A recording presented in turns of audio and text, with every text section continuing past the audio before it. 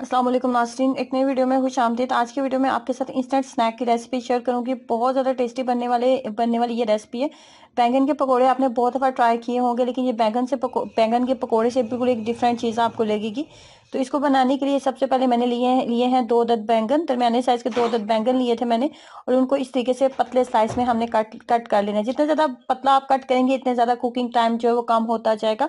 इसको फौरी तौर पे पानी के अंदर रखा जाता है और इसके अंदर थोड़ा सा नमक भी ऐड कर लिया जाता है, ताकि बैंगन जो है वो काले ना हो और उनकी जो रंगत है वो चेंज ना हो। तो मैंने इसको कट कर लिया है, और मिक्सर बनाने में थोड़ा सा मुझे टाइम लग जाएगा, इसलिए मैंने पहले ही इसको पानी में, नमक मिले पानी के अंदर, मैंने इसको ऐड कर दिया है। तो अब हम जल्दी से जो है मिक्सर रेडी कर लेते हैं, ताकि ये मजीद जो है इनका कलर चेंज ना हो। तो मिक्सर तैयार करना बहुत ही आसान और सादा है। सबसे पहले मैंने आधा कप के करीब बेसन लिया है। आधा कप के करीब बेसन लेंगे। आधा कप बेसन लेने के बाद इसके अंदर 1/4 कप, 1 कप का चौथा हिस्सा, यानी कि आप कह लें कि 3 बड़े खाने के चम्मच मैं इसके अंदर चावल का आटा ऐड करूंगी। आधा कप बेसन और 3 से 4 खाने के चम्मच चावल का आटा। चावल का आटा इसको एक्स्ट्रा क्रिस्पी बनाएगा, और चावल का आटा बहुत ज्यादा फाइन होना चाहिए आपका, वरना आपकी कोटिंग अच्छी नहीं होगी। उसके बाद लाल मिर्च पाउडर 1 खाने का चम्मच, हल्दी 2 चुटकी डालिएगा बस। उसके बाद इसके अंदर जाएगा धनिया पाउडर। उसके बाद धनिया पाउडर 1 चाय का चम्मच। धनिया पाउडर ऐड करने के बाद नमक डालेंगे। धनिया पाउडर, नमक, लाल मिर्च पाउडर, हल्दी, टोटल 4 चीजें डालनी है। उसके बाद इसके अंदर जीरा पाउडर भी जाएगा, 1 चाय का चम्मच जीरा पाउडर।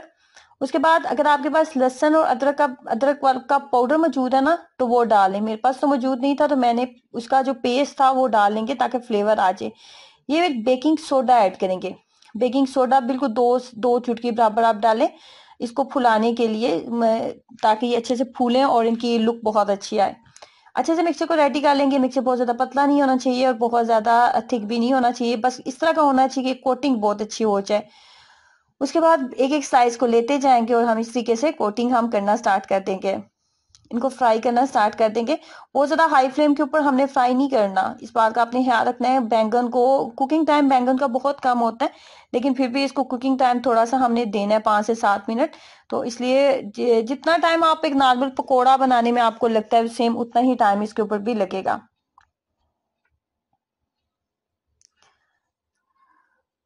ये रेसिपी उन लोगों को तो बहुत पसंद आएगी जिनको बैंगन खाने में बहुत ज्यादा पसंद है, और उनको बैंगन के पकोड़े, पालक के पकोड़े खाने में बहुत पसंद है, तो उनके लिए तो ये रेसिपी बहुत ही फेवरेट होने वाली है।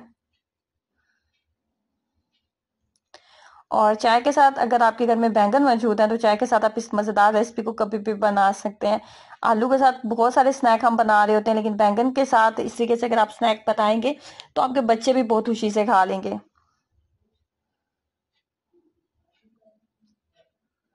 तो जरूर ट्राई कीजिएगा इस मजेदार सी रेसिपी को, और अपना एक्सपीरियंस में से जरूर शेयर करें। वीडियो को लाइक करना, चैनल को सब्सक्राइब करना मत भूलें। अल्लाह हाफिज।